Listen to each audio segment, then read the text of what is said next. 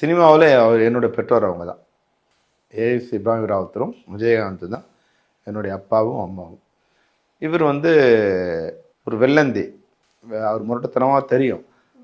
அவர் கூட பாலிடிக்ஸில் கொஞ்சம் எப்படின்னா நினச்சது பேசுவார். மற்றவங்களுக்காக வந்து நடிக்க மாட்டார். சினிமாவில் மட்டும்தான் அவர் நடிப்பு. ஒரு உண்மையான மனிதன். அவர் கோவம் வந்தால் கோவப்படுவார். தப்பு நினச்சா உடனே, நான் ஃபஸ்ட்டு படமாக இருக்கும்போதுக்கு எங்கிட்ட 5 தடவை சாரி சொல்லியிருப்பார். சொல்ல சாரி சொல்லி. மற்ற ஹீரோ யாரும் சொல்ல மாட்டாங்க. அதுபோல் வந்து அந்த மனிதனாக இருந்தார். அப்படி ஃபைட்டுக்கு வச்சாட்டா காலை தூக்கி லெஃப்ட் அடித்து திரும்பினார்னா வித்தவுட் ரோப் வந்து திரும்புவார். அது இந்தியாவிலே ஒரிஜினலாக பண்ணக்கூடிய ஒரே நடிகர் விஜயகாந்த். அவ்வளோ அந்த பாடியை வச்சுட்டு கை இப்படி இறங்கிடுமா, அப்படியே வள்ளியில் துடிப்பார். துடித்த உடனே அப்படின்ட்டு வந்து இது பண்ணுவார். அவ்வளோதான். அந்த பெயினை வந்து ரொம்ப கொடுமையான பெயினாக இருக்கும்.